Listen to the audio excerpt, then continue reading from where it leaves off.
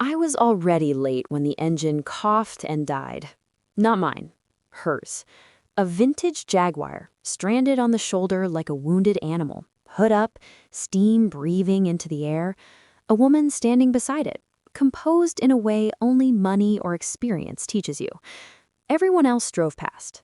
I slowed down. I always do. It's a flaw.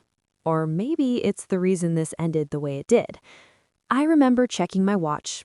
I remember thinking, they already hate you. What's 5 more minutes? I pulled over. Grease under my nails, shirt ruined, hands deep inside an engine that cost more than my car. The woman watched me work, eyes sharp, saying very little. I fixed it. Of course I did. Some habits are hardwired. She smiled once, thanked me, drove off. I arrived an hour late, greasy, smelling like oil and bad decisions, and my girlfriend's parents looked at me like I'd proven every ugly thing they believed. That was the beginning. They never hid their contempt. Not really. Her father shook my hand like he was testing grip strength. Her mother smiled like she was assessing damage. Old money posture, quiet superiority, questions that sounded polite but were designed to expose. What do you do exactly? Where did you study? Do you see yourself long term? I answered calmly. I always do. I grew up learning that reacting is losing. My girlfriend, Sarah, squeezed my hand under the table, a silent apology, or a promise. I couldn't tell which yet. Back then, I believed in us. That's the dangerous part. Belief makes you generous. It makes you blind. We met 3 years earlier, in a place that didn't belong to either of us. She was warmth and ambition. I was stability and patience. She said I made her feel safe. I believed her because I wanted to. Her parents never forgave me for not being impressive on paper. I wasn't legacy. I wasn't polished. I worked with my hands. I built things instead of inheriting them. They tolerated me, barely, and Sarah stood between us, always mediating, always reassuring, always promising that love was enough. Love is never enough when power is involved. The changes came quietly. Shorter calls, delayed replies, conversations that ended too cleanly. She started mentioning her parents more, their concerns, their worries, their advice. She stopped defending me. That was the first real sign. I didn't confront her. I observed.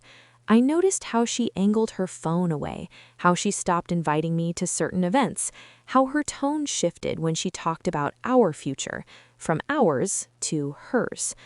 Then came the message, not sent to me, sent about me. I wasn't supposed to see it, but she left her laptop open. I didn't snoop. I never had to. Truth always finds a way out. Her mother wrote, "He's a phase. We've arranged something better." Sarah replied, "I know. I just need time." That was it.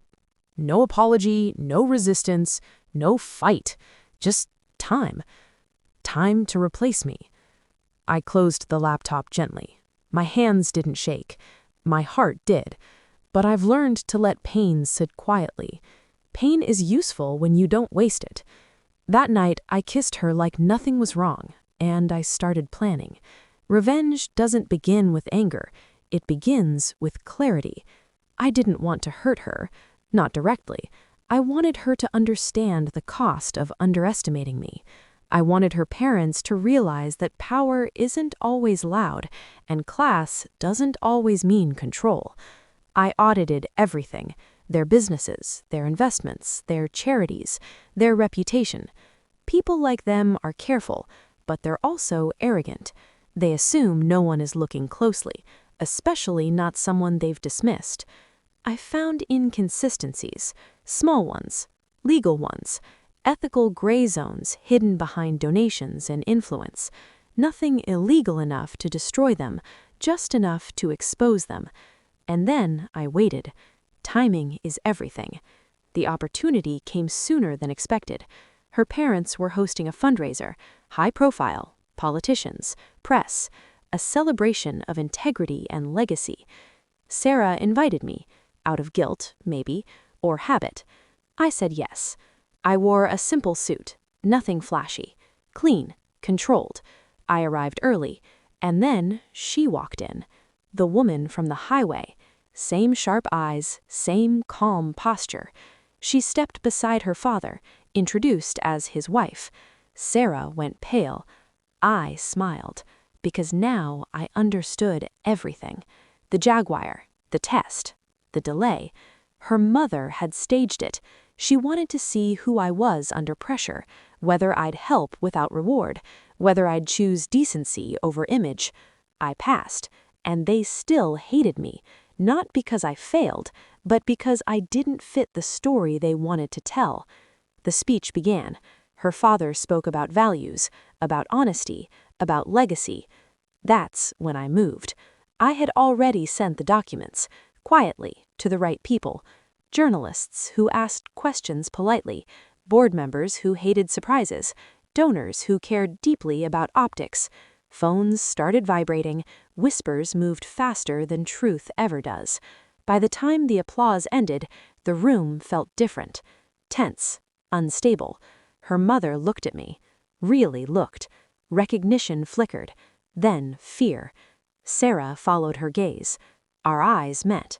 I didn't smile this time. The fallout was elegant. No shouting, no arrests, just resignations, withdrawn funding, a polite investigation announced in the interest of transparency. Their empire didn't collapse. It fractured. That's worse. Sarah tried to talk to me that night. Said she didn't know how it went so wrong. Said she felt trapped. Said she loved me. I listened. Then I told her the truth. I told her I saw the message. I told her I knew about the arrangement. I told her I fixed the car because that's who I am, and I destroyed her illusion because that's who she forced me to become. She cried. I didn't. Tears are for people who didn't plan. I left the next morning. No drama, no threats, no begging. Her parents never spoke to me again. They didn't need to. Silence was their admission. Months later, I heard Sarah moved away, started over, alone. Sometimes I wonder if she thinks of me when she sees a broken-down car on the road. I do, because that moment, grease on my hands, choices in front of me, that's where everything was decided. They thought I was beneath them. They were wrong, and I didn't have to raise my voice to prove it. I just had to wait and let them fall exactly as they deserved.